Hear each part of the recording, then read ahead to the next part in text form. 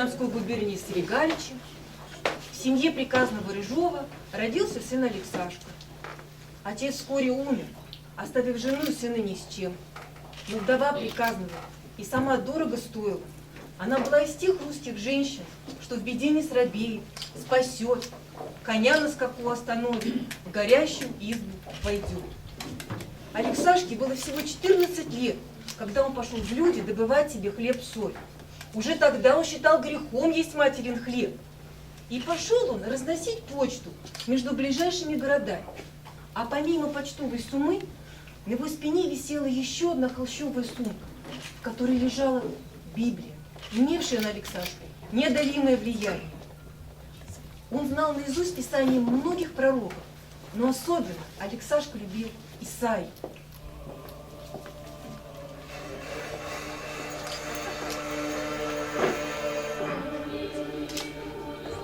Познавал владетеля своего, и осел ясли господина своего, а люди мои не разумеша. Семя лукавое, сыны беззакония, что мы множество жертв ваших, суббот и дней великого не потерплю, поста и праздников не выносит душа моя. Егда прострете руки ко мне, отворочу очи мои от вас, и аще умножите моления, не услышу вас. Омойтесь, отымите лукавство от душ ваших, научитесь добро творите, тогда приидите и рассудим, и аще будут ваши грехи, яко багряное, убелю их, яко снег, но князи не покоряются, общники они татям, любящие дары, гоняющиеся за мздою. Посему говорит Господь Саов, горе крепким не престанет, бо ярость моя на противные.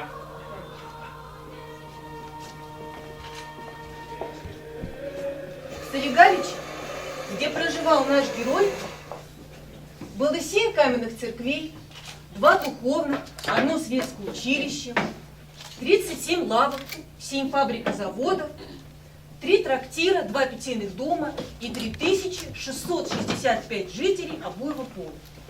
Когда в городе умер старый квартальный, Алексашка вздумал проситься на его место. Городничий его взял, но про взятки ничего не сказал.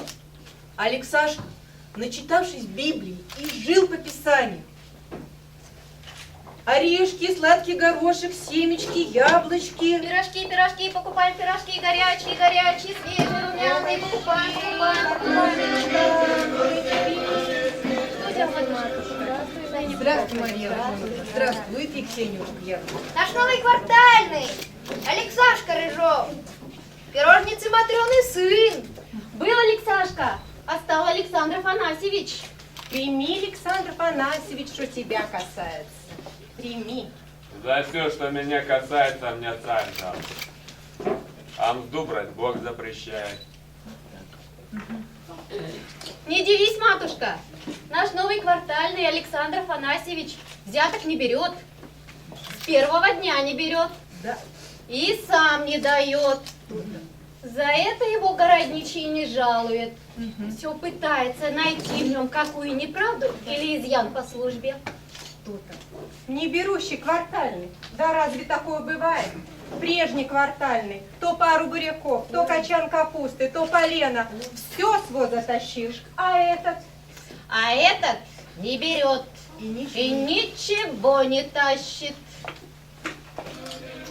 Пирожки, пирожки, покупаем пирожки. Яблочки, орешки, морковочка, капусточка.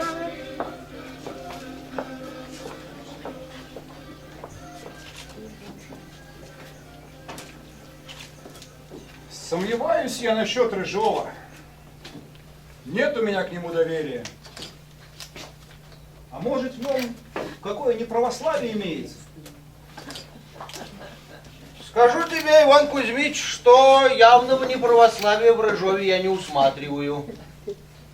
Но замечаю в нем некую гордыню, происходящую, конечно, от того, что его мать пироги печет и ему отделяет. Пресечь советую он и тот, гейный не по сыну, не подобающий, и уничтожится тогда ему он и его непомерная гордыня, и он прикоснется. Пресеку! Закон, что конь. Куда хочешь, туда и вороти его.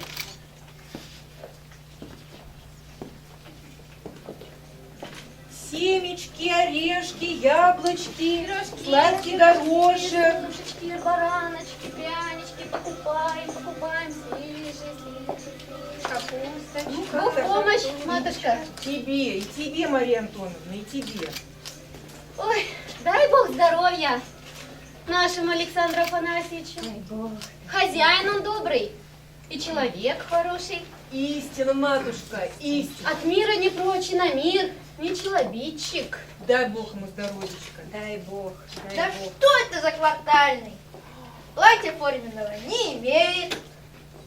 У прежнего квартального и мундир с воротом, и рейтузы, и сапоги с кисточкой. Сапоги с кисточкой. А этот как ходил с почты, так и остался. В бешмете. Осиротел он теперь. Мать у него померла. Царство небесное. А родительницу не любил.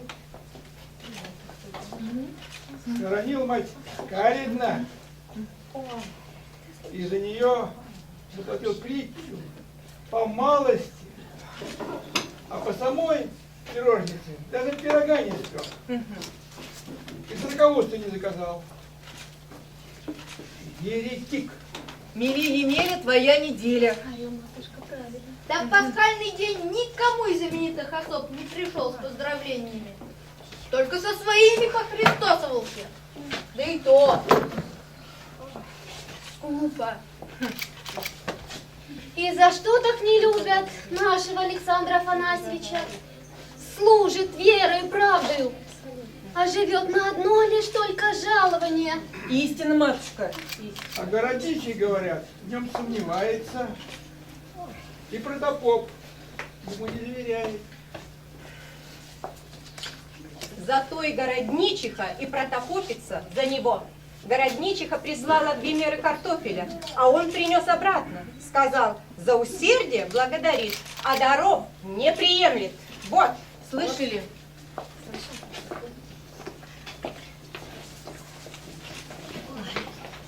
Пирожки покупаем. Яблочки, орешки, семечки. Горячие. Все подходим. Это матушка-то. Погляди, протопоп с протопопицей. Явились. Убирай. А шапочка-то, гляди, опять новая. Что тебе? Святой отец. Здоровья вам, матушка. И вам также, Всего батюшка. добренького. Хорошие пирожки. Здравствуй, Александр Афанасьевич. Ты-то мне и нужен. Что за надобность?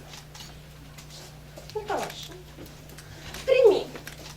Собственно, мое рукоделие. Нельзя дары брать. Да и одеваясь по простоте, я никакой пользы в том щегольстве не нахожу.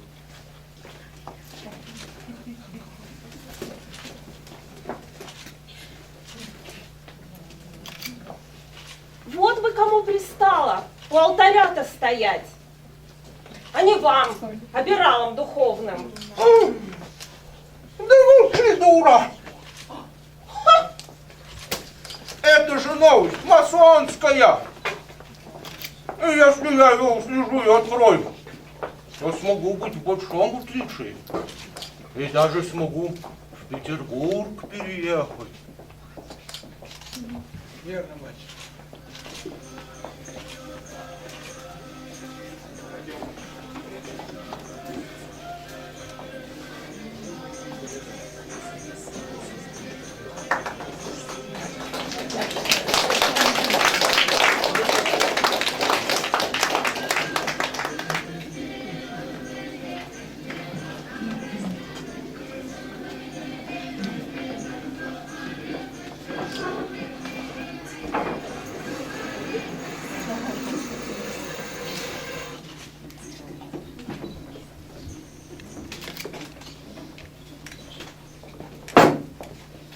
Прости, отец Федор.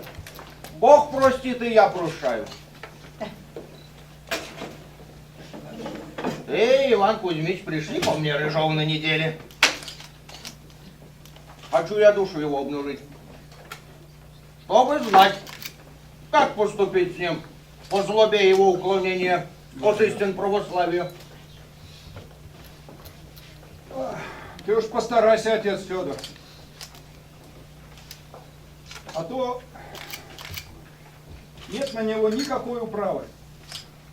Не берет и не дает. Портит мне всю служебную линию. На духу я его хорошенько пройму. Да-да. И гневом Божьим припугану. Все от него выведаю, что в нем есть тайного и сокровенного. Ибо на что он всего чуждается и даров не приемлет. Увидим по открытому страхом виду его совести, чему он подлежать будет. Тому его и подвергнем. Да спасется дух.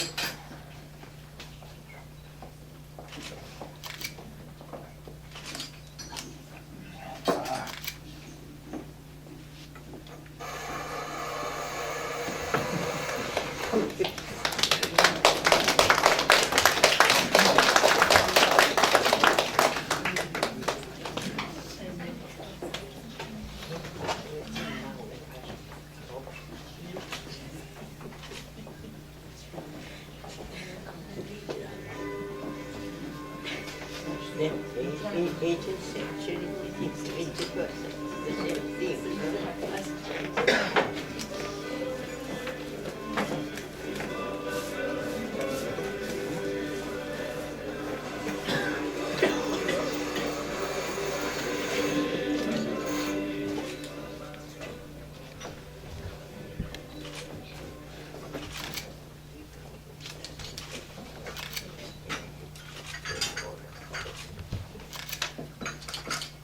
Нам с тобой, Александр Афанасьевич, как людям в видном городе,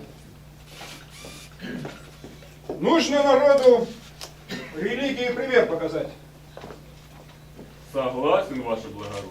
И к церкви сделать почтение.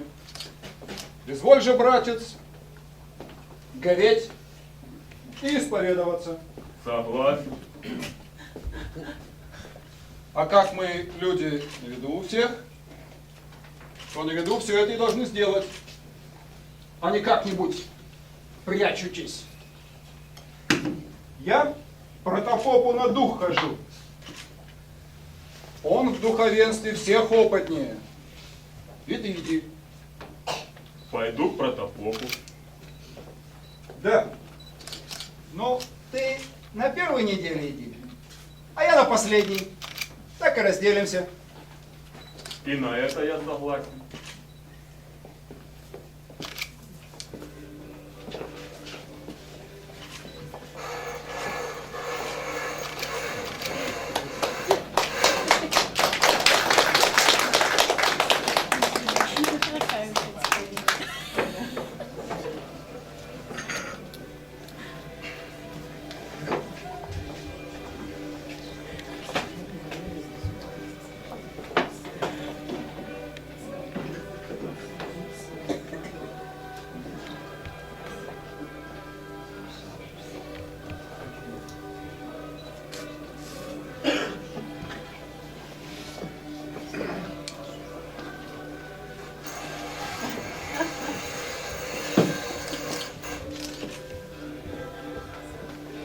Как поживаешь, отец Федор?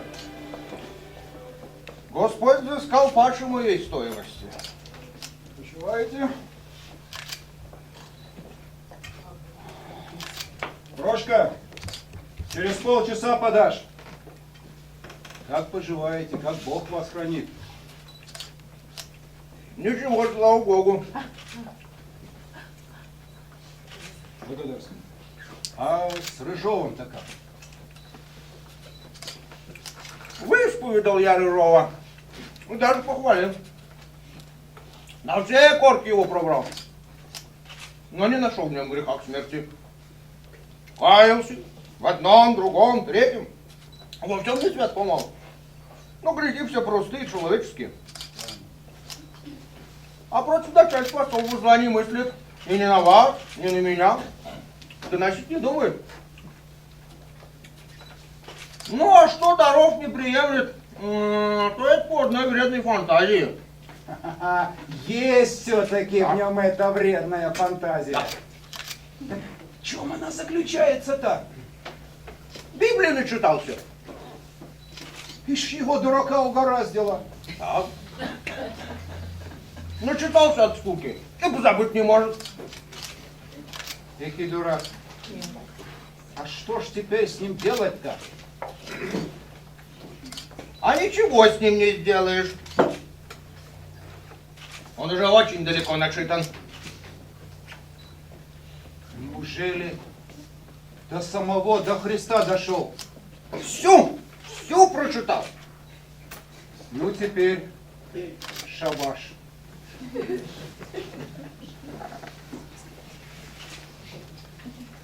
Женить его надо. Женатый человек, хоть и до самого Христа дочитается, но ему свою честность соблюсти трудно. Жена его начнет нажигать, и не тем, так другим манером так доймет, что он всю Библию из головы выпустит, а станет даром приимчив и начальству предан.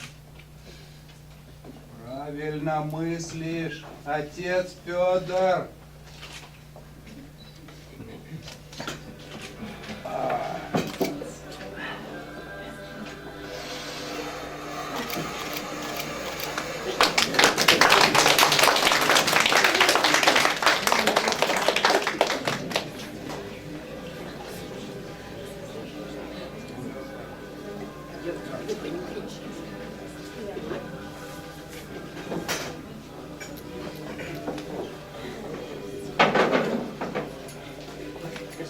Ты понимаешь?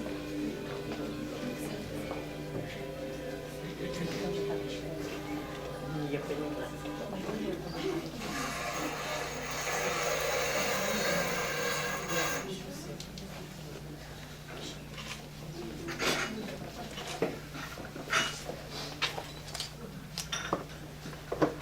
Как хочешь, брат. А ты мне в рассуждении всего хорош. Но в рассуждении одного не годишься. Почему? Холостой! Что же в том за укоризна?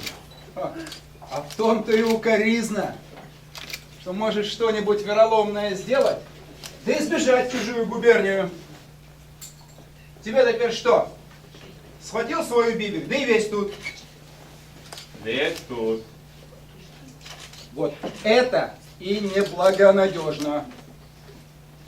А разве женатый благонадежнее? Слов нет. Из женатого я хоть веревку увей. Он все стерпит. Он и птенцов заведет, и бабу пожалеет. А холостой, что птица, ему доверять нельзя. Так вот, либо женись, либо уходи. Что же? И женитьба вещь добрая. Она от Бога подсказана. Если требуется, я женюсь. Только ты руби дерево по себе. По себе вырублю. Давай поскорее. Да у меня уже выбрано.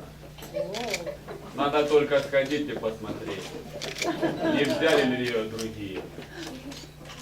Ишь ты, греховодник! Будто греха за ним не водится. Он себе уже и жену подобрал. Где грехам не водить?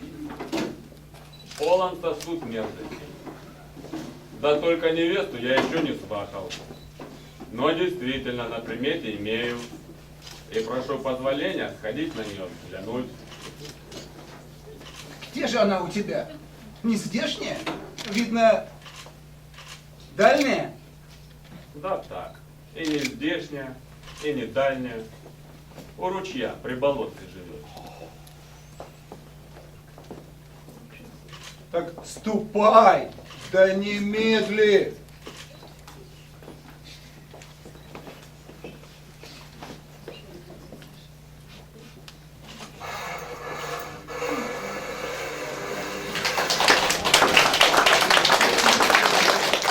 Александр Афанасьевич Рыжов не был горд. И своих взглядов и верований никому и никогда не навязывал. И даже не сообщал, а только записывал их в большие тетради и подшивал в одну обложку с многозначительной надписью «Однотон».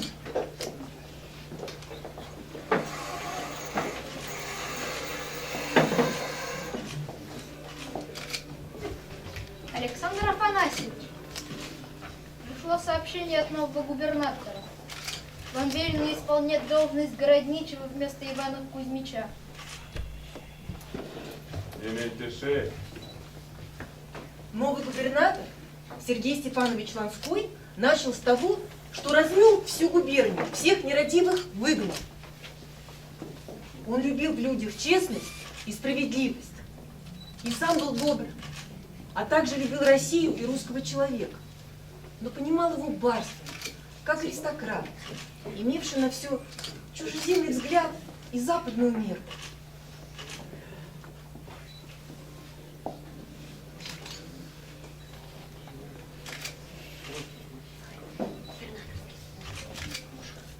Александр Афанасьевич, может, пересядете на городнический стул? Бессмет обличает меня. Я конец брачен. Ну и сиди себе там, и шмет волосатый.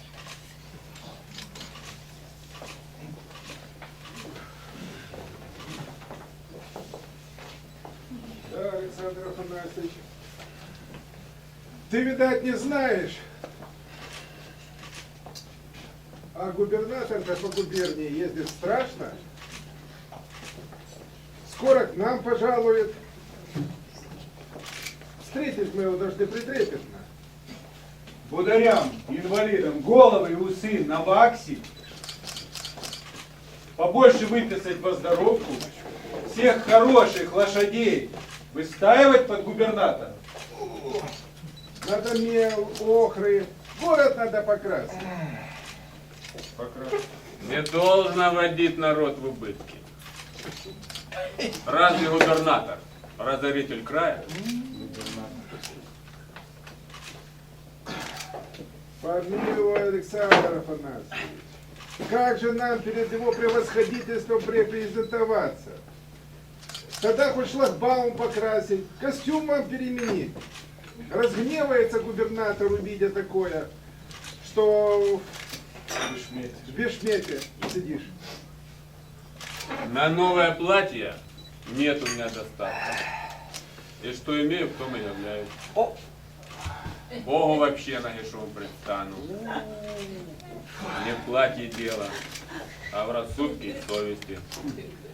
Да ладно, По вы, платью встречают, по уму провожают. мы сами к тебе и костюм купим, и шлагбаум покрасим в складчину. Против заставы ничего не имею. А платье это дар. А я дару не приемлю. Вот так. Ты смотри.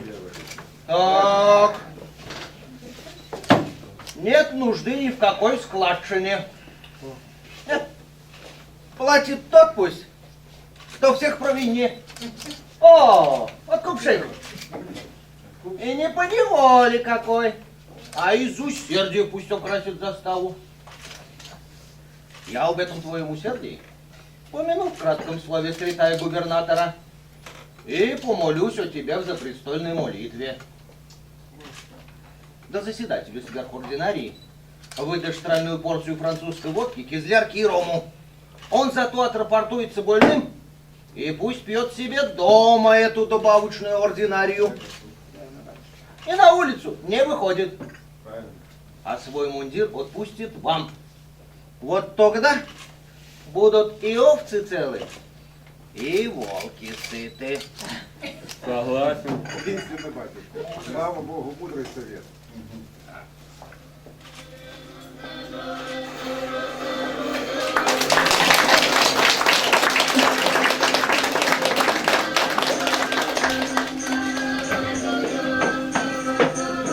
Пирожки покупаем горячие. Печки стыд был, жар, покупаем. Матушка, Мария Антоновна, ты в храме-то была? Что там произошло? Что ж все так переполошились-то? В храме была и все своими глазами видела. И что ты видела? Ты не томи, ты рассказывай, матушка.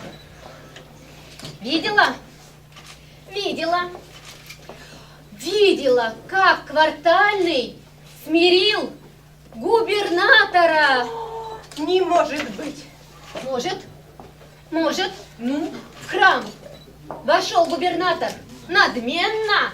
Да что ты? Голову не склонил, креста на себя не положил, Слышишь? не поклонился ни алтарю, ни народу. Вот. Так и шел, как шест, не сгибая головы к амвону. Ты посмотри. Тут Александр Афанасьевич и не стерпел такой непочтительности. Не стерпел непочтительности губернатора? Не стерпел, как губернатор к Салее подошел, И? Александр Афанасьевич оказался за ним. Схватил его за руку и говорит, что губернатор тоже раб Божий и в храм Господень должен входить не надменно, а смиренно. И что он тоже грешник, да к тому же самый большой. А потом положил губернатору руку на спину и поклонил его в самый низкий поклон. Вот так. При людях. В храме. Поучал губернатора. Поучал. Грешником его назвал. В храме поучал. И никто его не остановил? Никто. Никто не отважился. И за губернатора не заступился ни народ, ни начальство. Не видать нам больше нашего Александра Афанасьевича. Нет, Не видать. Ой, А не губернатор-то какой разгневанный. Не видать.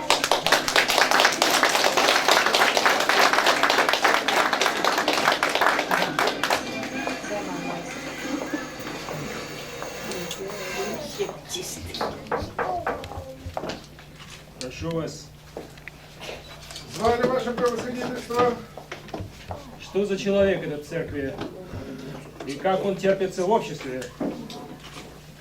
Это наш квартальный, ваше превосходительство, Рыжов. Что же он, вероятно, в помешательстве? Никак нет, он у нас всегда такой. И зачем же держать такого на службе? Да, милый Бог, он на службе очень хорош. Мерзок!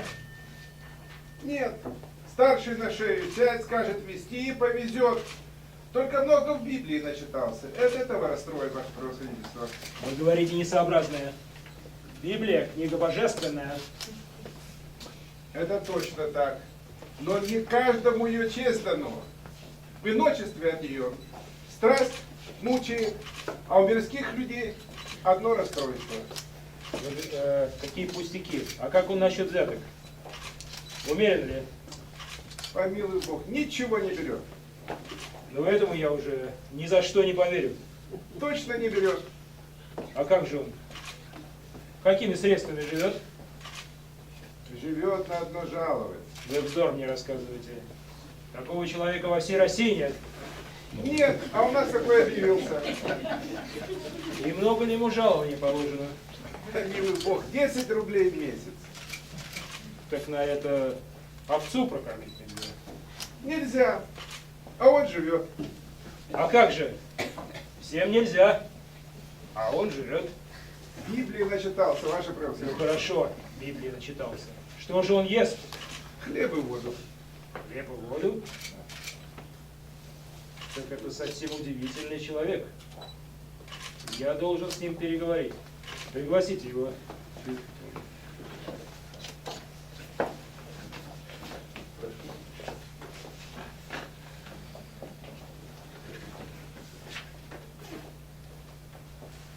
У вас очень странные поступки. Не замечаю. Всякому то кажется странным, что самому не свойственно. Не держитесь вы какой-нибудь секты?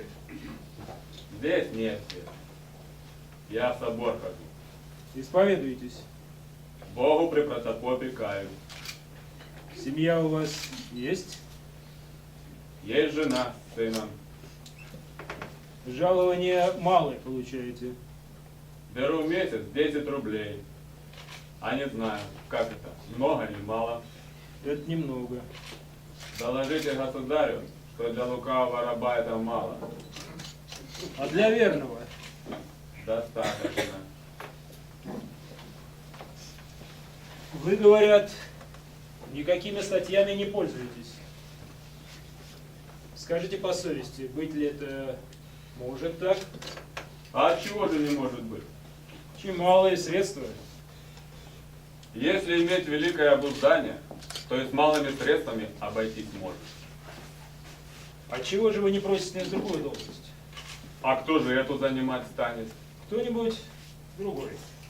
А разве он лучше меня справит? Послушайте, вы чудак. Я вас прошу сесть.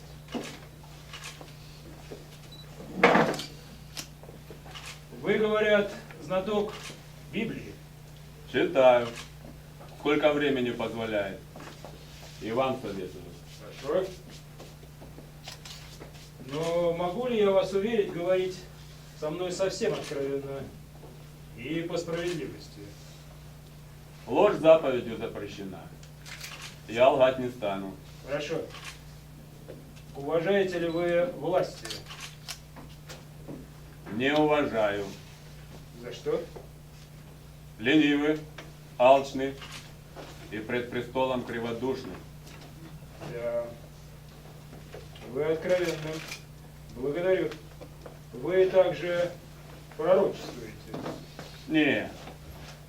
А по Библии вывожу, что ясно следует. Можете ли вы мне показать хоть один ваш вывод? Могу. Что там есть пророчественного? О прошлом и сбывшемся.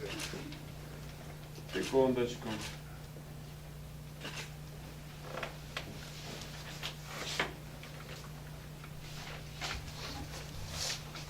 Государыня в переписке с Вольтером назвала его вторым Златоустом.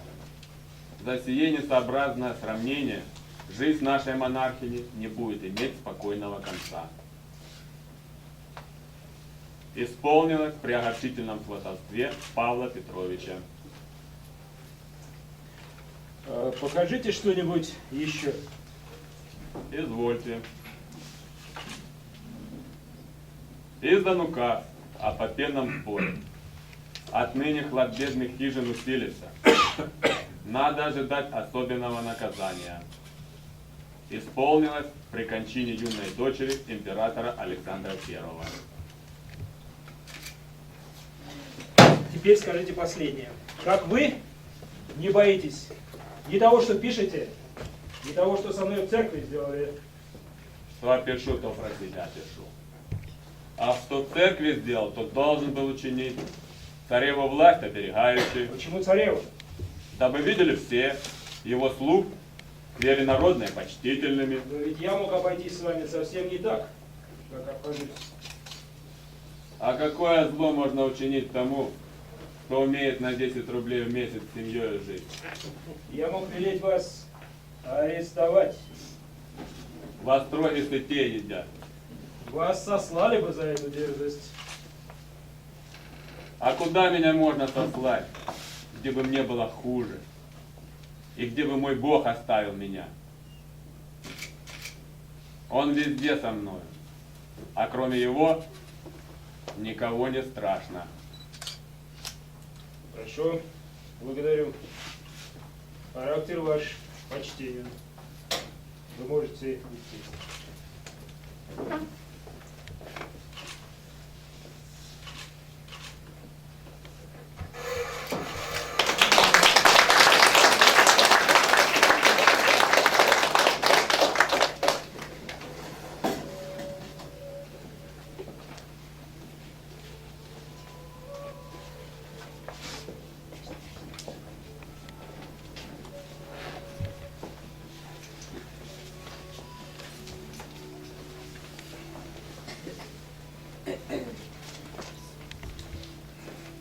А что этот ваш Рыжов?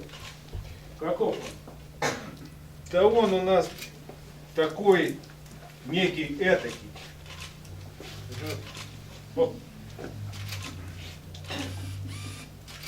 Я вас не забуду. И совет ваш исполню. Прочту Библию. Да только этого мало. А вы научитесь и на 10 рублей в месяц жить. Чудак. Чудак.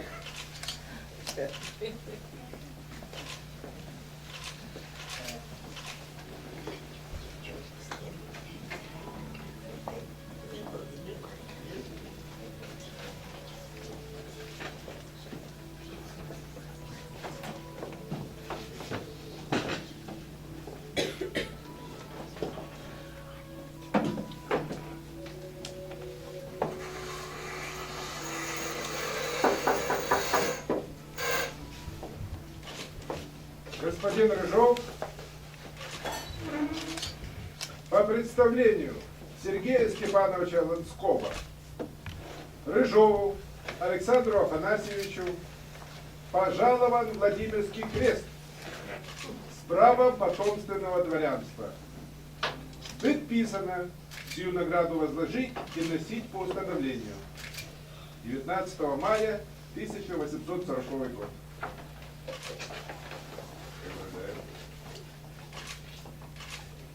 Чудак. Чудак. Это был первый Владимирский крест, пожалованный Квартальному. Но носить его Рыжову было не на чем. А в своем однодуме против фамилии Ланского Александр Афанасьевич написал: быть ему графом, что, как известно, впоследствии и исполнилось.